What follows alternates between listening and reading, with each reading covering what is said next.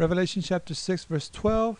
This gets really interesting, and I believe that the sixth seal here, when Jesus opens the sixth seal to me is what convinced me that what we're looking at here was not somewhere in the middle of the Great Tribulation, but actually I realized that the tribulation had not even begun yet.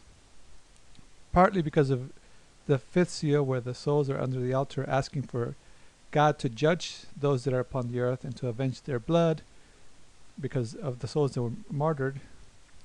But then when you look at this sixth seal, to me, it kind of proves that we haven't even begun the 7-year Great Tribulation.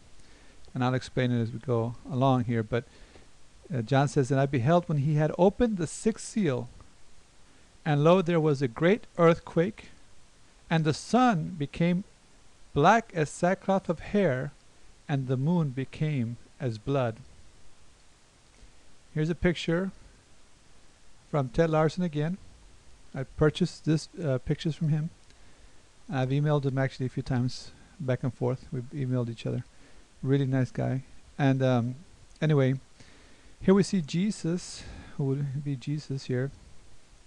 He has the scroll upon his hands, and he's opening the sixth seal.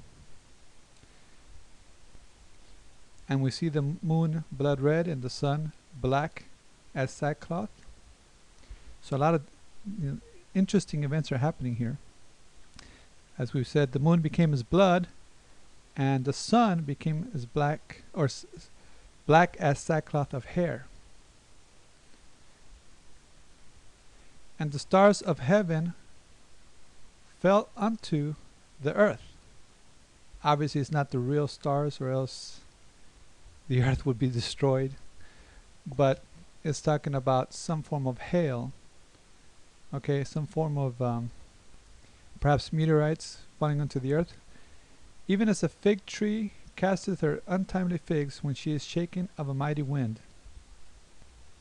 And when we talk about hail that the Lord's going to send to the earth, there's an interesting passage in Job.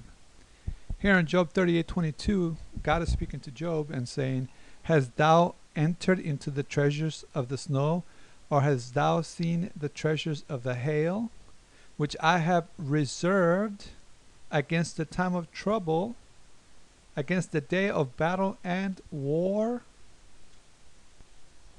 So in Job, when we read that scripture, many believe that it's talking about what will happen at the end of the Great Tribulation, as God will send great hail upon the earth. We'll see this later. So when it talks about the stars of heaven that fell upon the earth, it could be talking about the great hail. Then in verse 14 it says, "And the heaven departed as a scroll when it is rolled together."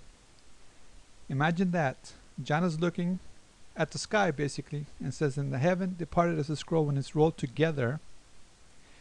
And then he says, "And every mountain and island were moved out of their places." Here's some artwork from Pat Marvenko from RevelationIllustrated.com. I purchased this also from her. And you can see here basically what's happening here. There's a great earthquake here. The moon is turned red blood, like blood red, and the sun is sackcloth, dark black as sackcloth of hair. And you see that the sky is kind of going up like a scroll, and the stars falling down, or hail, or some type of meteorites falling down to the earth. Now here's a picture of a nuclear bomb blasting here. Now if you look at it from the side here, it kind of would look like somewhat of a scroll, maybe turned sideways. So I wonder what exactly John was seeing here when he says, "And the heaven departed as a scroll when it is rolled together." Because I'm thinking that at the end of the Great Tribulation there's going to be a nuclear bomb, and I'll explain that as we go further on. And it says, "And every mountain and island will move out of their places." This presents a big problem. If every mountain and island were moved out of their places right here, before all these other events that are going to happen of the 7 trumpets and 7 bowls of wrath,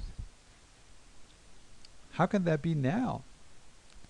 In that part of the you would say the beginning of the tribulation, yet here in Revelation 16:20, after the seventh angel has poured out his veil or bowl into the air, into the earth, after that every island fled away, and the mountains were not found. How can that happen twice? See? So what I think is happening here is that this event that happens at the very end of the Great Tribulation is being witnessed by the souls under the altar as the Lord is opening this sixth seal, and they're kind of looking like looking to the future and seeing what's going to happen at the end of the Great Tribulation, which is every mountain and island were moved out of their places.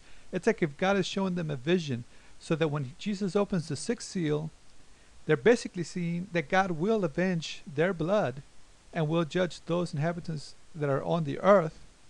And he shows them how severe the judgment is going to be, okay?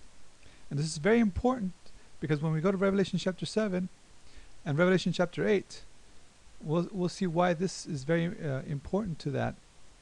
But they're basically, from my point of view, my opinion is that when Jesus opens the sixth seal, he is showing the souls under the altar, listen, you guys want vengeance? Well, you're going to get it. And this is how severe it's going to be. The heaven departed as a scroll when it's rolled together, and every mountain and island were moved out of their places, which happens to happen at the very end of the 7-year Great Tribulation. And he says, and the kings of the earth, and the great men, and the rich men, and the chief captains, and the mighty men, and every bondman and every free man hid themselves in the dens and in the rocks of the mountains. Think of it. They're hiding in the rocks of the mountains, right? And in the dens, and said to the mountains and rocks, fall on us. Fall on us. They want to be crushed by the mountains and rocks, and hide us from the face of him that sitteth on the throne. That's God the Father. So they're saying, we would rather get the rocks and mountains to fall on us than to see the face of him that sitteth on the throne, and from the wrath of the Lamb.